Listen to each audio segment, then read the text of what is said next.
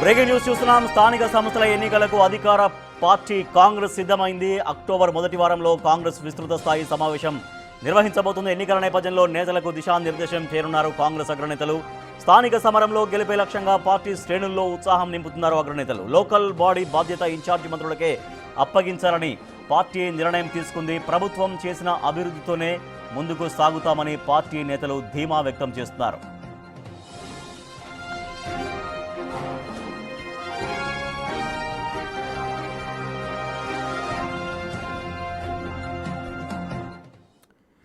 ఇక స్థానిక సంస్థలు ఎన్నికలు బీఆర్ఎస్ ముందు బిగ్ టార్గెట్గా నిలిచాయి. అసలే అధినేత కేసీఆర్ అనారోగ్యంతో ఫామ్ హౌస్కి పరిమితమై పార్టీ కార్యక్రమాలకు దూరంగా ఉంటున్నారు. ఇక కుటుంబంలో కవిత ఎపిసోడ్స్తో పార్టీ ఉక్కిరిబిక్కిరవుతోంది.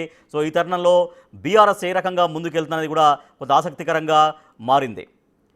ఇక ప్రధానంగా కాంగ్రెస్ ప్రభుత్వ వైఫల్యాలను ఇచ్చిన హామీలను నెరవేర్చడంలో సీఎం రేవంత్ రెడ్డి విఫలమయ్యారనే అంశాలతో బీఆర్ఎస్ ముందుకు వెళ్తున్నట్టు తెలుస్తోంది. సాధారణ ఎన్నికలు, ఎంపీ ఎన్నికల్లో పరాజయాలు పార్టీ క్యాడర్ని తీవ్రంగా నిరాశపరిచాయి. సో ఇటువంటి పరిస్థితుల్లో బీఆర్ఎస్ ఎట్లా ముందుకెళ్తున్నది కూడా చాలా ఆసక్తికరంగా మారింది. మరోవైపు కాషాయ పార్టీ ఫోకస్ చేసింది స్థానిక సమరం పైన. గ్రామ స్థాయిలో ఇప్పటికే సరైన క్యాడర్ లేని బీజేపీ లోకల్ ఎలక్షన్స్లో ఫైట్స్లో సఫలమవుతుందన్నటువంటి అనేక ప్రశ్నలు ఉత్పన్నమవుతున్నాయి. మా ప్రతినిధులు హేమ, వెంకట్ అండ్ సాగర్ మనకు ముగ్గురు లైవ్లో అందుబాటులో ఉన్నారు. సో ముందుగా వెంకట్తో మాట్లాడదాం. వెంకట్, బీజేపీ ఎట్లా సమాయత్తం అవుతోంది? స్థానిక సంస్థల ఎన్నికల్ని ప్రతిష్టాత్మకంగా తీసుకుంటుందా లేదా?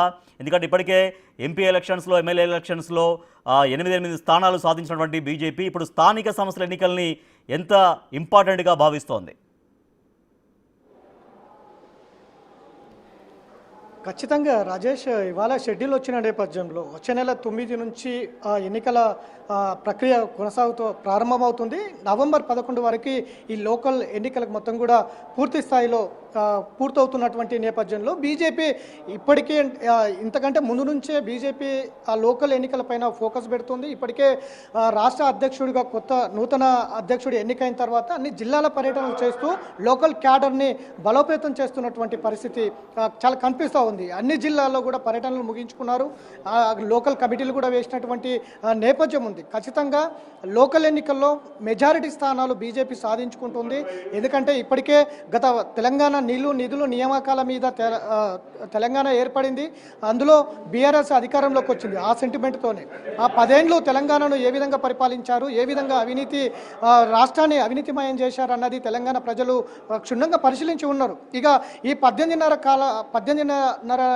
నెలల కాలం కూడా కాంగ్రెస్ పార్టీ పరిపాలన కూడా ప్రజలు చూశారు. ఖచ్చితంగా బీజేపీ వైపుకు తెలంగాణ ప్రజలు చూస్తున్నారు. బీజేపీకి అవకాశం ఇచ్చేందుకు తెలంగాణ ప్రజలు సంసిద్ధంగా ఉన్నారనేది బీజేపీ అంచనా వేస్తోంది.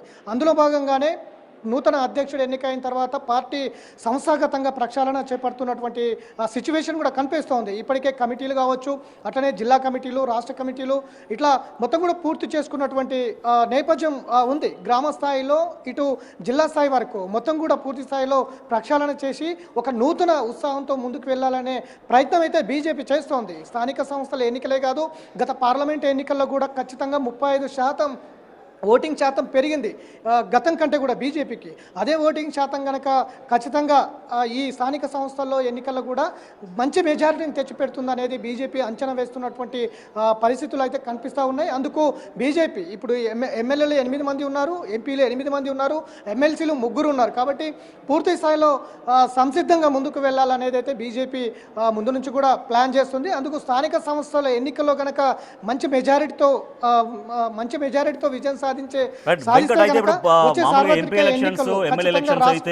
మిక్స్డ్ గా ఉంటారు ఓటర్లు. నగరాల ఓటర్లు ఉంటారు, పట్టణాల ఓటర్లు ఉంటారు, మండల స్థాయిలు, గ్రామీణ స్థాయిలో ఉంటారు. కానీ ఇప్పుడు ఇవి స్థానిక సంస్థలు అంటే ప్యూర్గా మండలాలు, గ్రామాలకు సంబంధించినటువంటి ఎన్నికలే. సో అక్కడ బీజేపీకి వర్కౌట్ అవుతుంది అనుకుంటున్నారా ఈసారి? ఖచ్చితంగా కేంద్రం ఇచ్చే నిధులతోటే గ్రామ పంచాయతీలు కావచ్చు, మిగతా మున్సిపాలిటీలు కావచ్చు అంతా కూడా కేంద్రం ఇచ్చే నిధులతోనే అభివృద్ధి చెందుతాయనేది పర్టికులర్గా బీజేపీ చెప్తోంది. అందుకు కేంద్ర సంక్షేమ పథకాలన్నీ కూడా గ్రామ స్థాయిలో ఏ విధంగా నిధులు కేటాయిస్తున్నారు, గ్రామ పరిపాలన గురించి కేంద్ర ప్రభుత్వం ఏం చేస్తుందనే ఏవైతే ఉన్నాయో ఈ 10 ఏళ్ల పరిపాలనలో మోడీ 3.0 పరిపాలన మొత్తం కూడా గ్రామ స్థాయిలో తీసుకెళ్లాలి. ఎన్ని నిధులు కేటాయిస్తున్నారు, కేంద్రం నుంచి ఎన్ని నిధులు వస్తున్నాయి, రాష్ట్రం నుంచి ఎన్ని నిధులు వస్తున్నాయి అనే దాని మీద పూర్తి స్థాయిలో ప్రజలకు తెలియజేసేందుకు ఇప్పటికే బీజేపీ గ్రౌండ్ లెవెల్లో వెళ్తోంది. కానీ ముఖ్యంగా కొన్ని జిల్లాల్లో ఉమ్మడి నల్గొండ కావచ్చు, ఖమ్మం కావచ్చు, మెదక్ కావచ్చు, ఇటు మహబూబ్ నగర్ కావచ్చు, ఎంపీలు కొన్ని జిల్లాల్లో ఎంపీలుగా గెలిచారు. కానీ గ్రామీణ స్థాయిలో క్యాడర్ లేనటువంటి సిచ్యువేషన్ కూడా ఉంది. ఎక్కడైతే క్యాడర్ లేదో ఆ క్యాడర్ లేనటువంటి జిల్లాలో కూడా ఫోకస్ చేస్తూ ముందుకు వెళ్తున్నటువంటి పరిస్థితులు ఉన్నాయి. ఖచ్చితంగా స్థానిక సంస్థల ఎన్నికల్లో భారీ మెజారిటీస్ అయితే సాధిస్తాం. బీఆర్ఎస్ పాలన చూశారు, కాంగ్రెస్ పరిపాలన చూశారు, బీజేపీకి పట్టం కట్టేందుకైతే ఖచ్చితంగా తెలంగాణ ప్రజలు సంసిద్ధంగా ఉన్నారనేది ఒక అంచనా అయితే బీజేపీ వేయగలుగుతుంది. అదే అంచనాతో ఖచ్చితంగా 3.0 మోడీ పరిపాలన గ్రామ స్థాయిలో ఖచ్చితంగా నిలబెడుతుంది అనేది అయితే అంచనా వేస్తున్నారు. ఓకే వెంకట్, అది బీజేపీ చాలా కాన్ఫిడెంట్ గా కనిపిస్తోంది. స్థానిక సంస్థల ఎన్నికల్లో విజయం సాధించే దిశగా కసరత్తు చేస్తుందనేది మా ప్రతినిధి వెంకట్ మనకు అందిస్తున్నటువంటి సమాచారం చెప్తాను. ఇక కాంగ్రెస్ లో ఎటువంటి జోష్ కనిపిస్తోంది, స్థానిక సంస్థల ఎన్నికల్లో ఎటువంటి రిజల్ట్స్ ఆశిస్తోంది అధికార కాంగ్రెస్ అనేది మా ప్రతినిధి హేమ అందిస్తారు మరింత సమాచారం.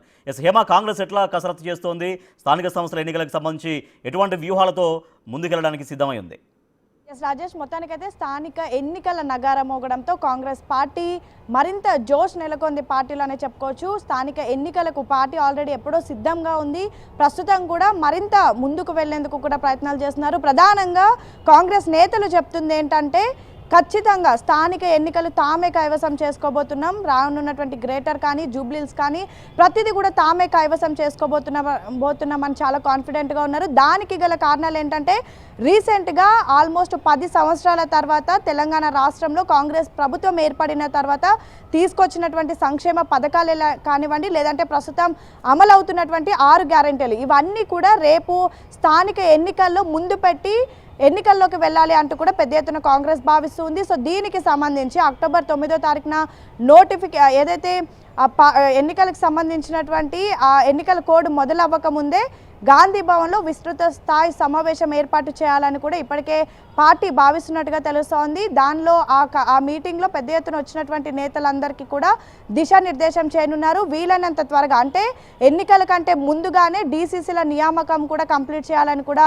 కాంగ్రెస్ పార్టీ భావిస్తుంది. ఎందుకంటే స్థానిక ఎన్నికలకు డీసీసీలే చాలా కీలకంగా మారబోతున్నారు. దీనికి సంబంధించి ఏఐసీసీ ఇప్పటికి ఒక కమిటీని వేసింది. సో మరొక 2-3 రోజుల్లో డీసీసీలను కూడా అనౌన్స్ చేసి వీళ్ళందరినీ కూడా స్థానిక ఎన్నికలకు కూడా సిద్ధం చేయబోతున్నారు. అయితే స్థానిక ఎన్నికల్లో రీసెంట్గా రాష్ట్రంలో అమలు అవుతున్నటువంటి 6 గ్యారెంటీలు చూపిస్తూ కూడా ముందుకు వెళ్ళబోతున్నారు. ఇందిరమ్మ ఇండ్లు అనేవి చాలా కీలకంగా మారబోతున్నాయి. గత ప్రభుత్వం డబుల్ బెడ్రూమ్ల పేర్లతో ఒక పథకాన్ని తీసుకొచ్చినప్పటికీ కూడా చాలా మందికి డబుల్ బెడ్రూమ్ అందకపోవడంతో ఇప్పుడు ప్రస్తుతం కాంగ్రెస్ పార్టీ ఇందిరమ్మ ఇల్లు ఇస్తుంది. దాన్ని ముందు పెట్టి ఎన్నికల్లోకి వెళ్ళబోతోంది.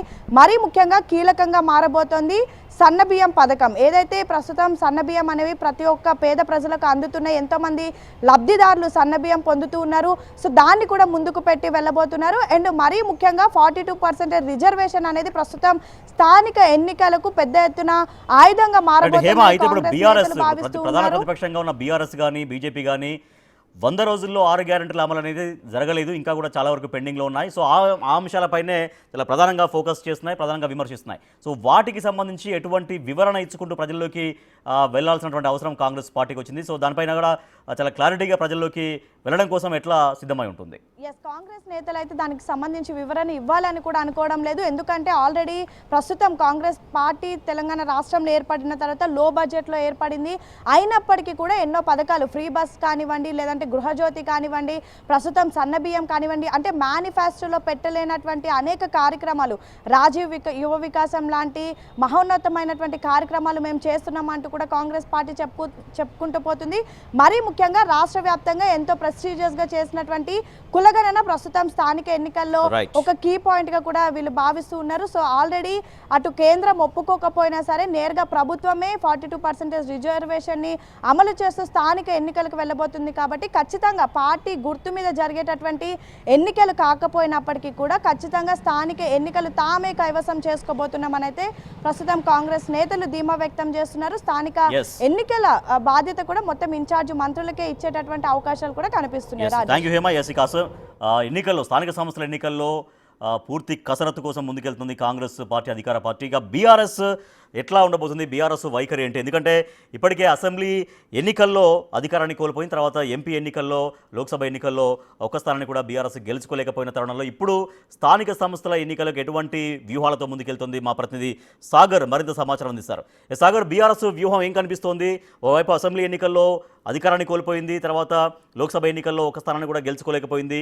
ఇప్పుడు స్థానిక సంస్థల ఎన్నికలు ఎంత కీలకంగా బీఆర్ఎస్ భావిస్తోంది? ఎస్ రాజేష్, స్థానిక సంస్థల ఎన్నికలు బీఆర్ఎస్ పార్టీకి ఒక అగ్ని పరీక్షలా మారే అవకాశం కనిపిస్తుంది. ఎందుకంటే ఇటు సాధారణ ఎన్నికల్లో 39 స్థానాలకే పరిమితమైన బీఆర్ఎస్ ఇటు ఎంపీ ఎన్నికల్లో బోనీ కూడా కొట్టలేదు, 0 స్థానాలకే పరిమితమైంది. దీంతో క్యాడర్, బీఆర్ఎస్ సంబంధించినటువంటి నేతలు, గ్రామ స్థాయిలో ఉన్నటువంటి క్యాడరు, కార్యకర్తలు కూడా తీవ్ర నిరాశతో ఉన్న పరిస్థితి. సో ఈ నేపథ్యంలోనే కేటీఆర్, హరీష్ రావులు ఇద్దరు కలిసి పార్టీని బలోపేతం చేసే దిశగా, పార్టీ కార్యకర్తలు కొత్త జోష్ పెంచే విధంగా కూడా వారి కార్యక్రమాలు రూపొందిస్తున్న పరిస్థితి. ప్రధానంగా కాంగ్రెస్ వైఫల్యాలను, రేవంత్ సర్కార్ ఇచ్చిన హామీలను అమలు చేయడంలో వైఫల్యం చెందింది, విఫలమయ్యారన్న అంశాలను ప్రధాన ఎజెండాగా తీసుకునే విధంగా కూడా ఈ స్థానిక సంస్థల్లో ప్రధాన ప్రచార అస్త్రాలుగా మార్చుకునే విధంగా కూడా ఇటు బీఆర్ఎస్ ప్రణాళికలు రూపొందిస్తున్నట్లుగా కూడా మనకు అర్థమవుతుంది. తాజాగా బీఆర్ఎస్ వర్కింగ్ ప్రెసిడెంట్ కేటీఆర్ బాకీ కార్డు పేరుతో ప్రజల్లోకి వెళ్తున్నారు. ఎందుకంటే కాంగ్రెస్ ప్రభుత్వం ఇచ్చిన హామీలు ఇటు రైతులకే కావచ్చు, మహిళలకే కావచ్చు, యువతకు, నిరుద్యోగులకు ఇచ్చిన హామీలను నెరవేర్చడంలో పూర్తిగా వైఫల్యమైంది. సంవత్సరంన్నర కాలంగా కూడా వీరందరినీ మోసం చేసిందన్న అంశాలను కూడా బలంగా ప్రజల్లోకి తీసుకెళ్లేందుకు బాకీ కార్డుని తీసుకువెళ్తున్నారు. ఇది ఒక ప్రధాన ప్రచారాస్తంగా కూడా బీఆర్ఎస్ మార్చుకునే విధంగా కూడా ఈ స్థానిక సంస్థల ఎన్నికల్లో నాయకులను, ఇటు కార్యకర్తలను సమాయత్తం చేసే దిశగా వెళ్తుంది. అయితే ఇదిలా ఉంటే ఇటు కాళేశ్వరం కమిషన్ అంశమే కావచ్చు, పెద్ద ఎత్తున కాంగ్రెస్ ప్రభుత్వం అధికారంలోకి వచ్చిన బీఆర్ఎస్ పార్టీ పైన అనేక కేసులు నమోదైన పార్టీకి సంబంధించినటువంటి కీలక నేతల పైన కూడా ఇటు formula E race case, phone tapping case, Kaleshwaram commission అవినీతి, ఈ అన్ని అంశాలు కొంత పార్టీకి మైనస్ గా మారే అవకాశం ఉంది. ఇదిలా ఉంటే మరో అంశం కీలకంగా బీఆర్ఎస్ పార్టీ అంతర్గత కలహాలు. కల్వకుంట్ల కవితను బీఆర్ఎస్ పార్టీ నుంచి సస్పెండ్ చేయడం, అనంతరం ఆమె ప్రత్యేకంగా బీఆర్ఎస్కు ధీటుగా నేను వెళ్తానని కూడా కొంత బహిరంగంగానే ప్రకటిస్తూ పార్టీ నేతలను ఉద్దేశించి కొన్ని కీలక సంచలన వ్యాఖ్యలు చేసింది. ఇటు స్థానిక సంస్థల ఎన్నికల్లో బీఆర్ఎస్ ఒకవేళ బరిలో ఉంటే జాగృతి కూడా తమ అభ్యర్థులను బరిలో దించే విధంగా కూడా సమాయత్తం అవుతున్నట్లుగా కూడా తెలుస్తుంది. ఈ అంశాలు కూడా బీఆర్ఎస్ పార్టీకి సానుకూలంగా లేకపోయే విధంగా కూడా కొనసాగే అవకాశం ఉంది. ఏదేమైనా ఇటు కేసీఆర్, కేటీఆర్, ఎందుకంటే కేసీఆర్ ఇప్పటికే ఫామ్ హౌస్ కు పరిమితమయ్యారు, కేటీఆర్, హరీష్లు సమాయత్తమైతూ గ్రామ స్థాయిలో, జిల్లా స్థాయిలో, మండల స్థాయిలో ఉన్నటువంటి క్యాడర్ని కొత్త ఉత్తేజం తీసుకొచ్చే విధంగా స్థానిక సంస్థల ఎన్నికల్లో విజయమే లక్ష్యంగా బీఆర్ఎస్ పార్టీకి ముందుకు వెళ్లే అవకాశం అయితే కనిపిస్తుంది. Rajesh, thank you Sagar. తెలంగాణ రాష్ట్రంలో స్థానిక సంస్థల ఎన్నికల నగారా మోగింది. దీంతో అధికార కాంగ్రెస్ పార్టీ సహా ప్రధాన ప్రతిపక్షం బీఆర్ఎస్, మరో విపక్షం బీజేపీ స్థానిక సంస్థల ఎన్నికల్లో సత్తా చాటడం కోసం కసరత్తు